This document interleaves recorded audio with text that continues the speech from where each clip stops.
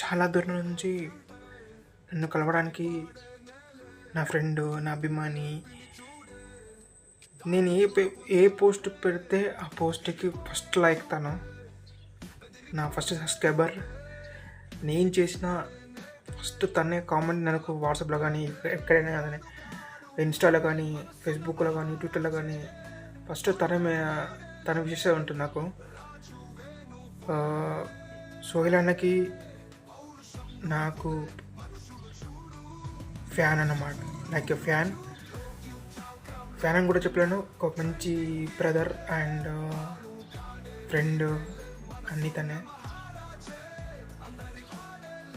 Fan అని చెప్పలేను, మంచి ఫ్రెండ్. అన్నకి పెద్ద ఫ్యాన్. సో నా చెప్పాలంటే ప్రతి పోస్ట్కి కామెంట్ ఉంటుంది, లైక్ ఉంటుంది, షేర్ ఉంటుంది, స్టేటస్లో పెట్టుకుంటాడు. ఏ పోస్ట్ పెడితే అదే పోస్ట్ తన స్టేటస్లో ఉంటుంది. అలాంటి ఫ్రెండ్ నాకు back bone support friend. So మేము ఎట్లా కలిసాము, దేవుడు మమ్మల్ని కల్పించిండు. సో అలాంటి ఫ్రెండ్ ఈరోజు నన్ను మీట్ అయ్యిండు. తన మాటల్లో విన్నాం. నా ఫ్రెండ్ వచ్చిండు చాలా దూరం నుంచి. So hi. సో చాలా దూరం నుంచి దగ్గర మేము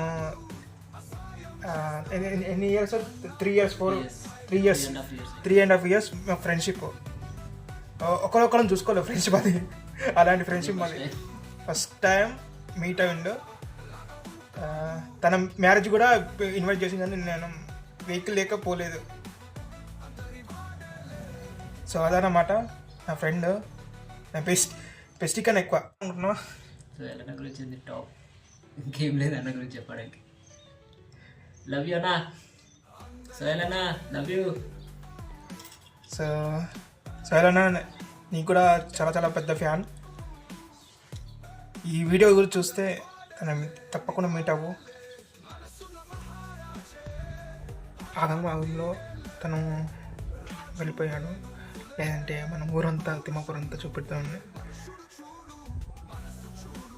తను ఫస్ట్ ఆఫ్ ఆల్ లొకేషన్ చూస్తా అని వచ్చిండు. ఇలా ఉంటుంది, ఇలా వీడియో చూస్తున్నావు అని చూసానికి వచ్చిండు. ఆగమాగం మళ్ళీ వెళ్ళిపోయాడు. సో వెళ్ళిపోయిన తర్వాత తను దగ్గర నాకు 3 years నుంచి ఫ్రెండ్, మంచి స్నేహం. అప్పుడప్పుడు మళ్ళీ నన్ను కాల్ చేసి ఇలా ఉన్నావు ఏం కథ అని మంచి రిసీవ్ చేసుకున్న ఫ్రెండ్.